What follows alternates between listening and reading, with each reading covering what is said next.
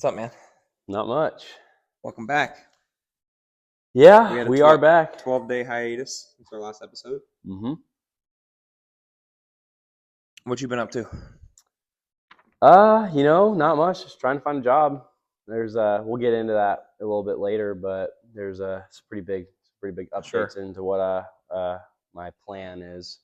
My big life update, as you know, my girlfriend moved in with me on Monday. Yep. So this is the 7th day. So 6 days ago she moved in, and it's been nothing but amazing. I bet. So usually how it goes. Yep. Especially at the beginning, but I don't anticipate anything else. So I definitely agree with that. Yep. Well, I'm Jack. And I'm Zach. Welcome back to the Doc Days podcast. This is episode 5. Let's dive into our lives one episode at a time.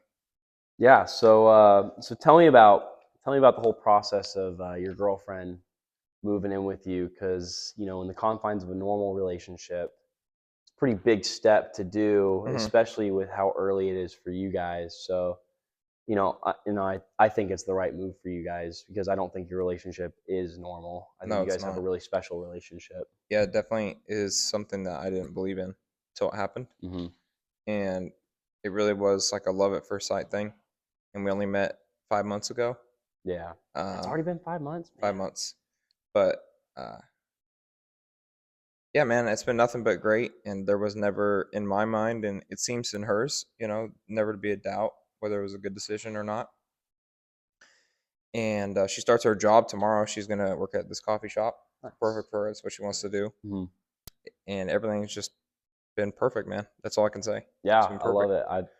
Obviously I can see that you're really happy whenever we talk. So I think it's 100%. I think it was a really great decision for you guys. One thing I want to talk about today, one of the points I want to talk about has to do with before she moved in. This is the first time I've ever lived with a girl, right? Yeah. And so the room, I wanted to make it more girly, basically. You wanted to do something. I wanted to do something for her, so it would feel like. So it didn't feel like a bachelor pad. Exactly. So I built her a little bookshelf, a little floating bookshelf on the wall. She loves to read. Mm-hmm. And then I had also ordered this vanity from Amazon, and you know how on Amazon, I ordered it and it was going to get delivered 4 days before she got there. Mm-hmm. She got here this past Monday. Still hasn't showed up? No. So you know how on Amazon, sometimes it'll have products where it's like box damaged and it'll be like $50 cheaper, but it's still like brand new. Mm-hmm. Well, they delivered the vanity and only half of the pieces were there to build it.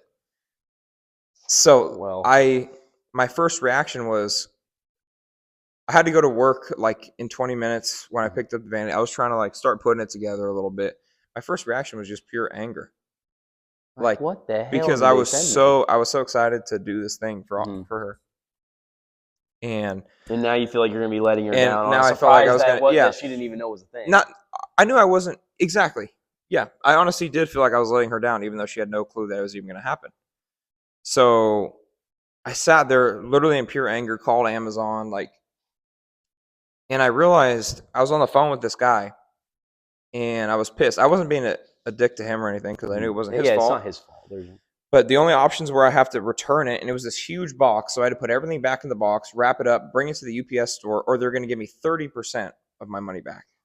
So I was like, dude. So that made me even more mad. And then what I wanted to talk about was, I realized how dumb that was. I took a breath, stopped, and I told the guy on the phone, I literally said, I'm going to call you guys back. I appreciate your time. I hung up because I realized I needed to just take a deep breath. And I realized I was being all those people that I always advise against, to get mad about something that really doesn't matter. And I realized one thing, I don't get mad very often, almost never. No, it is a rare sight to see you pissed off. I realized one thing that pisses me off is other people messing with me doing something for the people I care about. So I was like, okay, it was just a realization of two things. It was that, wow, that's what makes me mad, is when people mess with the people I care about, right? And it also made me realize there's a solution. Yeah, it's annoying. but this is such a minor problem. Oh, I'm totally. gonna Yeah. return it. Literally that Saturday, I went to IKEA, got a 10 times better vanity. It was a little bit more expensive, but only like $50 more. Put it together, still surprised her, and she cried about it, and she Yeah. was so happy. So it made me just reiterate to myself the things I try to teach and talk about all the time is like, you don't need to get mad about it. Just let it go. There's always a solution. It's all good. So Yeah. that was my vanity story. Yeah. You're being really vain about the vanity. I was. But yeah, going back to something I had mentioned earlier, like right when we started the podcast, I'm job hunting now. Hmm? I'm trying to find trying to mostly internships because Okay. I'm going back to school next year. Right. I decided that I'm gonna go back to finish up my degree at Belmont Abbey and finish up my baseball career there. Yep. Awesome. Um, but for those who've been listening to the podcast, I was starting a company. Yep. So to hear me saying I'm going job hunting now, it's probably a big like, well, what happened? And I mean, there's not really like nothing really happened. I mean, we stopped before it even started. I came to the realization that neither me nor my business partner really had the time to dedicate to starting a business. It's a big key. It is a huge key. Like, could I have made it work? Yes. Would I have stayed?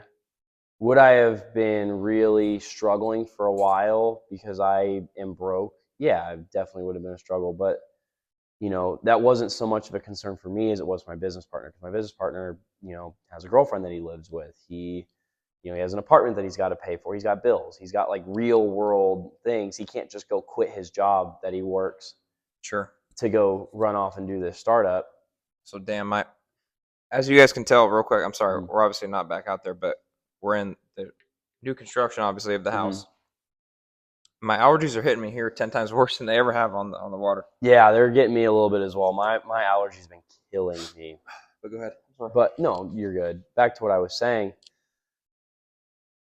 Not having the time to dedicate to it, I just felt like we're not in the right place to start it. I still think that the business that we had created would have done really well, and I think it was something that we could have made a lot of money in.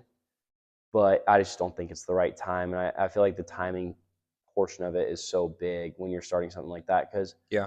if you really want something to take off, you got to be willing to invest all your time into it. And we just were not in a space where that was going to be possible, Yeah, and if that's the case, then you probably made the right especially for how decision. time intensive, because we were going into the service labor industry.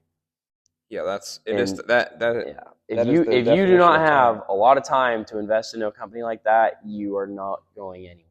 No, So no way. it's not like being on the product side where you wait for you send your specs Hmm. out to you send your specs out to the manufacturer and then you get your product in and then you go sell it. Like Yep. I feel like while that's still really time intensive, it's not the same as having a landscaping company. Essentially, we were starting a Sure. specialty landscaping company. Yep. Where that's super time intensive. You need days at a time to Yep. block out of your schedule to go do these jobs. Yeah. So And if you don't got the time, you ain't gonna make money. yeah, I know. You I know? mean, it was really a bummer. This was something I've been really excited about for a few months now. So Yeah. to be able to recognize that it wasn't right and shut it down before we kind of got into it and started becoming a problem. I'm proud of myself for it, but it also stings. It sucks, Yeah. but you'll find something else, bro. Mm-hmm. Don't worry. This kind of not leads me into my next point, but my next point has to do with money. Mm-hmm. Something I want to talk about. Uh, Earlier in the week, I was doing my walk to the gym, and I was listening to the Diary of a CEO, Mm-hmm. the podcast you and I both listen to a lot. And Stephen Bartlett, the guy who hosts it, talked about how he was listening to, I believe it was Jeff Bezos that he was quoting this from, how being disorganized costs you more money than you think. And it was so funny because when he said that, I was on the way to the gym, my walk in the morning. I walk to the gym in the mornings. There's a gas station, and my water bottle was dirty and had been for like a week. So 3 times that week, because I would 3 times that week, I had gotten 3 times that week, I had walked to the gas station on the way to the gym to buy a water bottle for the gym Because your water because bottle my was water dirty. bottle was dirty. If I would have just cleaned my water bottle and washed it out, it would have saved me what, $8, Mm-hmm. $7, something like that. So then it got me thinking, holy crap, what I'm listening to, I'm doing right now. And then I thought about how many times, obviously, eating out is, excuse me, sometimes a necessary evil. Mm-hmm. There's going to be times But that you do it as a pleasure outing. right, that's what I Yeah. was trying to get at. But most of the time when I eat out, it's because I don't have food left, and grocery store's closed. So my only option is to go to Chipotle or freaking, I hate going there, but Yeah. McDonald's or something. I can't do Chipotle anymore. I'm And done with it. oh, you are? Yeah, I'm done. I'm so Wow. over their portioning. I Everything. still love it. They're jacking up the prices, lowering the portions. I'd rather go to Moe's. Moses is good. But anyway, it just made me realize, and this is the thing I want to work on the most now, is becoming more organized and really structuring everything throughout my day, because I'm sure that there are other ways that I'm losing a lot of money by being disorganized that I don't even realize. For example, late fees, stuff like. I don't really get late fees. I usually pay my stuff on time. Mm-hmm. I'm organized in that sense. But just in the day to day, I think I would save a lot of money. I'm gonna honestly kind of I'm gonna pay attention to it more, and I'm gonna do a deep dive into, oh my gosh, if I would have done this, I would have saved myself $100 here, Mm-hmm. or whatever. You know. So that was just the point I really wanted to talk about, and something most people, I encourage you to kind of look into your life. Being disorganized costs you more money than you think, It can. and it's That it's actually crazy. it actually happened in my business. We paid for a subscription to Angie's List, but as a on the side of being a service contractor Right. for them. And the way their structure works is that they send you leads, and then you're supposed to call those leads within an hour. But the entire time we paid for this service, and then I never got the login for it, even though I was the one who had the time to go make the phone calls. So I was sitting there not knowing how to log into this thing. I was trying to get help from my business partner, and there was it was a hard thing to figure out. Like I called the Angie's List people multiple times trying to figure it out, never got a response. I'm sitting here like, what the hell? We're getting all these leads, we're blowing our money through this. If we had just been organized from the start, where we had both been set up with the login from the start, Yeah. I mean, we could have made money off of it, and instead we lost, $200. Expensive lessons. It's an expensive lesson, Yep. but a necessary lesson. For sure. Uh, Moving on to the next topic that I had, I want to talk about a dilemma I've had, and that I'm really struggling with, of whether or not I want to delete my social media apps, particularly TikTok, Instagram, and Snapchat. Okay. Not getting rid of Facebook. I like Facebook Marketplace way too much. There's no. Okay. And Let's be real. There's no reason to get rid of Facebook. Yeah, I don't use Facebook as a Facebook is social not a media app. Facebook is not a time suck. No, it's not. It's not. Unless, well, I get locked into Marketplace for a little while, but Okay. Moving on from that, back to the point. I don't consider looking at Facebook Marketplace as social media. I consider that shopping. I get that. But so for me, I spend a lot of time on TikTok, Instagram, and YouTube. I'm not getting rid of YouTube because I mostly watch informational stuff, and to Same. me, it's like TV. A lot of what I watch lately, I've been watching this channel called Obsessed Garage. Love him. It's Nice. all about tools, garage setups. Oh, like cool. the best of the best. Like you get That's to see awesome. these badass. Oh, that's cool. That's really garages that these I people like that build. stuff. But so I'm not planning on getting rid of my YouTube subscription, because we have a premium account, which is awesome, by the way. Oh, you do? Yeah, I finally got signed into our family's YouTube premium account. So no ads? No ads. I can leave, like if I want to play music through YouTube, I can slide off of the app. That's awesome. Really nice, especially when you're listening to like live sets for EDM festivals and stuff like that. But back to the point again. I'm trying to No, you're good. You're good. Go ahead. Trying to not spitball too much, but I spend a lot of time on Instagram, TikTok, all those things, and Snapchat. And every time I get done, because I'll sit there in the morning for an hour and just scroll. By the time I'm done, I feel like that was such a waste of time. I feel the exact same thing. Such a massive waste of time. So I get into this headspace of I need to delete these apps because I spend so much time on them for so little return. What's I get nothing out of By it. definition, it's an addiction. Yeah, When you're done doing it, you yeah, feel bad about yourself. So you stay off it for a little while, and then yeah. after a while, you're like, TikTok's the one that gets me the I want to most. go back on it. I don't get like that with Instagram as much, especially because it's like, I like to, see how my friends are doing, and that's, living on the other side of the country from them. It's hard to keep up with them if you're not on these social media apps. TikTok in particular is the one that really gets me because I also use it to keep up to date with my friends on the Sure. West Coast who are all content creators, and I actually also like to create content. Yeah. So from that perspective, it's like I enjoy having TikTok, but then I get sucked into watching the videos and then I feel like shit. So I'm trying to figure out, do I keep it? Do I delete it? Like, Yeah. what do I do? I'm so I'll just give my what I've done. I deleted Snapchat um probably like 5 months ago. Mm-hmm. No, that probably like 5 months ago, 4 months ago, It was sometime in 4 or 5 months January. ago. And I deleted TikTok a while ago. I kept Instagram because I am going to try. I post. I'm starting to post and am trying to become more consistent, which is actually something I'm mad about myself for not being as consistent. But posting on there for my real estate stuff, just because I'm trying to grow my brand in real estate, so I can help more people, and just I like doing it. So that is what I'm going to keep as far as social media, and then YouTube, obviously, because we got to post this podcast. Number Yeah. one, but number two, I probably have learned more from YouTube than I have from college combined. Yeah. 100%. Anything that I want to learn, I pull up So the YouTube video. YouTube to me is YouTube to me is learning, not social. But that's just my opinion. And then the last thing I'll say on this topic is since my girlfriend moved in, my screen time has gone down 70%. Really? And that's one of the major blessings, honestly, about living with her. Is it just because you have someone there to talk to? Yeah. I'm just always, when I'm free, I don't go on my phone anymore. I just talk to my girlfriend. Hmm. And it's like the greatest thing in the world. That's just kind of off the mark, but just wanted to comment on that. Yeah. That's one of the many blessings about having her here. Um,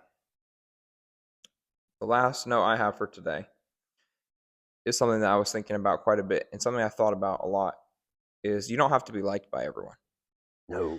And naturally, as humans, we get lost in this concept that we want to be liked by everyone because in our nature, we want to be a part of a tribe, a pack, to fit in. So our goal is to conform to people naturally, to fit in into a pack so that we have more safety around us.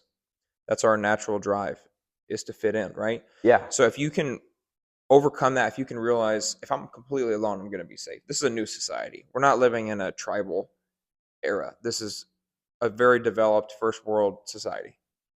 So that is kind of irrelevant now.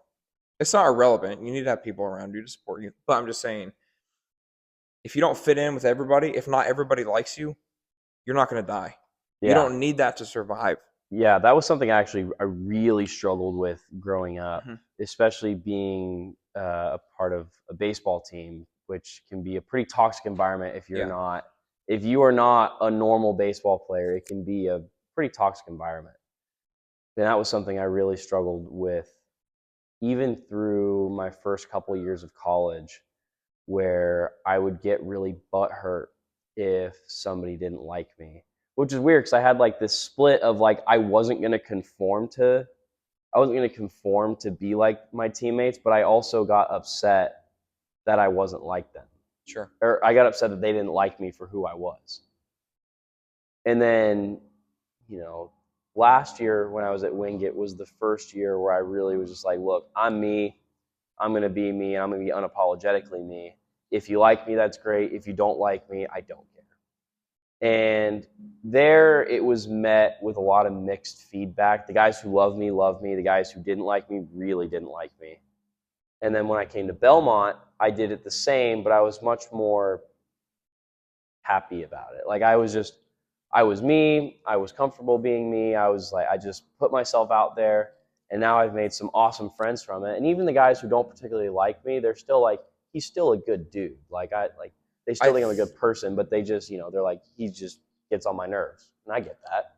I've been trying to be more brutally honest Mm-hmm. with everyone, but there's also a way to not be a dick about it. Yes, there is. That's something that And I've really I think you worked can on. be brutally honest with people and not be an asshole. I And think I think that that's how you gain respect. And yes, some people will not like you, but I think that's how you gain respect from the people that don't like you.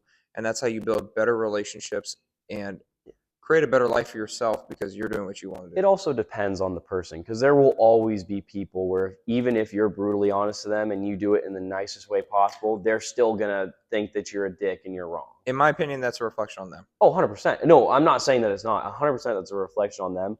There will always be those people in life, though, where you will try to be honest with them and they'll take it the wrong way. For sure. That's just But the nature of the beast. that's just like you say, yeah. That's the nature of the beast, and you can't let that control you. So, No, you can't. You just have to keep putting yourself out there and but keep just being you. the main reason I brought this up, and I want to kind of finish on this, is I've been doing this more for myself to try to become more brutally honest, like I just said, and it has helped. It has helped me do what I want to do and become more productive because I don't do or say or like if people ask me to hang out, I've tried something, or not necessarily hang out, but to do something, I literally just say like I don't want to. Mm-hmm. I don't have an excuse. I have these other things that I need to do. Could I not do them to go hang out with you or go get coffee with this person? Yes, but I don't want to. And it's nothing against you as a person. I just don't want to. Get that? And it's crazy powering, how empowering that feels to be just straight up honest and how uncomfortable it is to be like, I just don't want Yeah, I think I'm going to do that next time you ask me to film a podcast. to. Fine, I'll film it on my own. Of that, I have no doubt. But I think that's a pretty good place to wrap up. I think It is. I, We got your grandpa's dinner to get yeah, to. we got a little birthday dinner to go to tonight for my Yep. grandpa, so we're gonna go get that done. But Yep. guys, thank you so much for tuning in, and we will catch you in the next one.